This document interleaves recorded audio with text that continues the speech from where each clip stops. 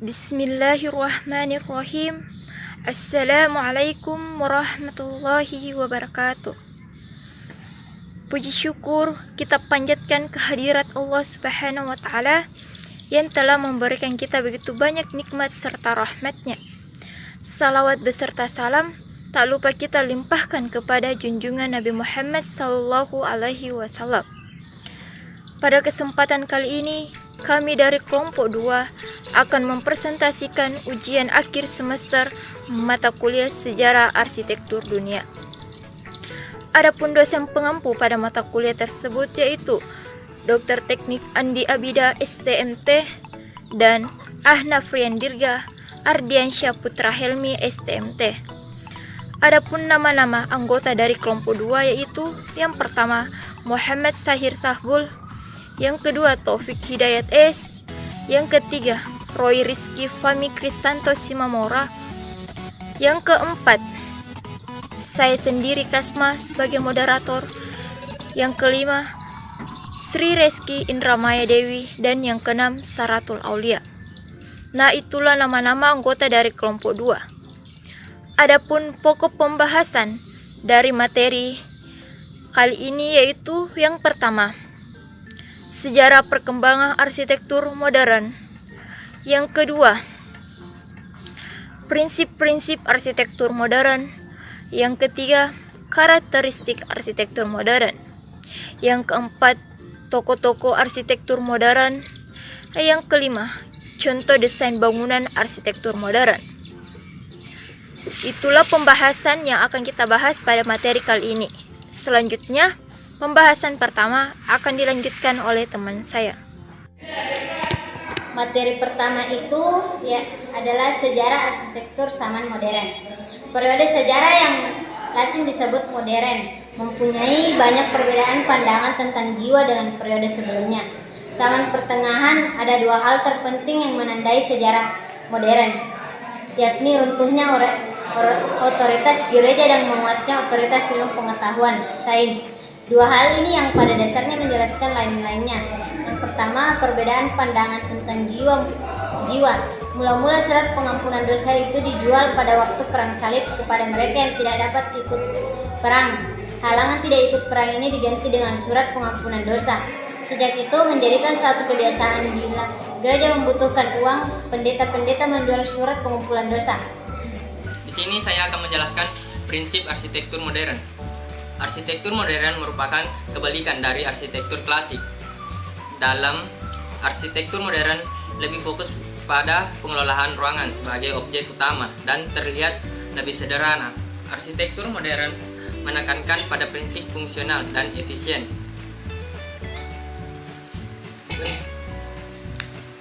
Karakteristik arsitektur modern pada umumnya adalah menolak gaya lama, menolak bordir atau ukiran dalam bangunan, menyederhanakan bangunan sehingga format detail menjadi tidak perlu, mengadopsi prinsip bahwa bahan dan fungsi sangatlah menentukan hasil bangunan, memandang bangunan sebagai mesin. A. Bentuk dan ruang dalam arsitektur modern. Perkembangan arsitektur modern meliputi perkembangan pemikiran mengenai konsep bentuk, ruang, fungsi, dan konstruksi. B. Bentuk. Bentuk dalam arsitektur modern tidak ditentukan dan dibentuk oleh fungsi maupun bahan bangunan yang dipakai. Dalam bentuk modern, bentuk, fungsi, dan konstruksi harus tampak satu kesatuan dan muncul menjadi bentuk yang khusus dan spesifikasi antara gabungan ketiganya.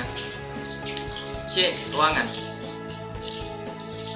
Satu hal yang tak dapat disangkai tentang arsitektur modern adalah kesadaran dalam mendesain ruang. Selanjutnya, poin ketiga yaitu karakteristik dari teori zaman arsitektur modern. Yang pertama, kesederhanaan sampai ke dalam inti desain. Berkembang setelah era arsitektur tradisional, arsitektur modern memiliki tampilan yang jauh dari kata sederhana jika dibandingkan dengan arsitektur tradisional yang memiliki tampilan yang jauh lebih berwarna dan memiliki lebih banyak detail-detail dekoratif.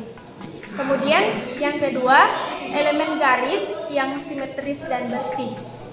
Hampir semua bangunan-bangunan bergaya arsitektur modern memiliki elemen dengan garis yang sangat kuat, baik itu elemen garis horizontal pada denah hingga garis vertikal dan diagonal pada gubahan massa dan fasad bangunan.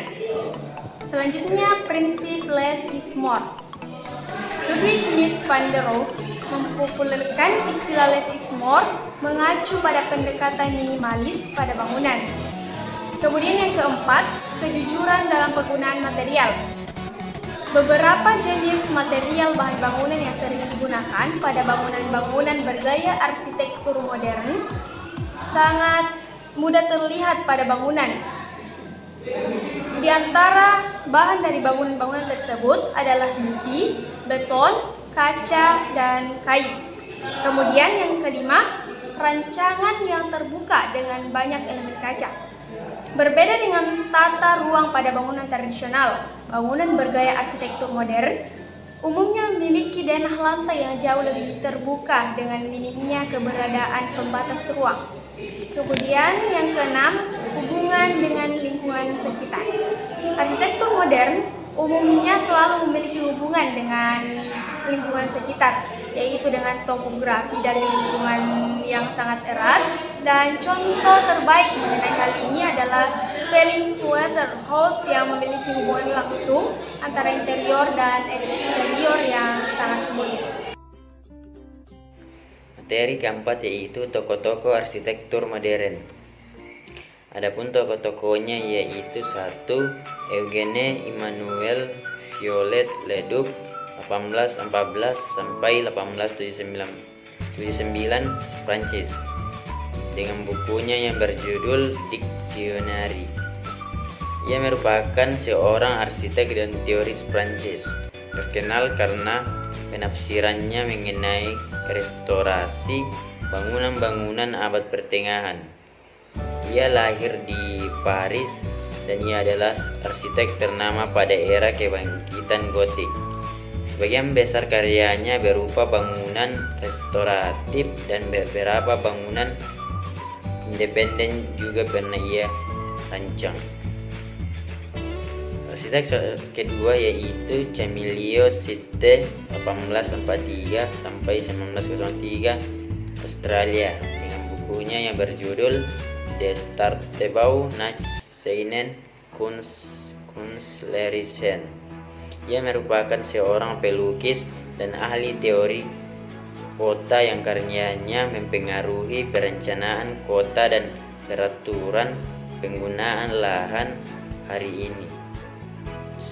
Sitte paling dikenang karena bukunya pada tahun 1889.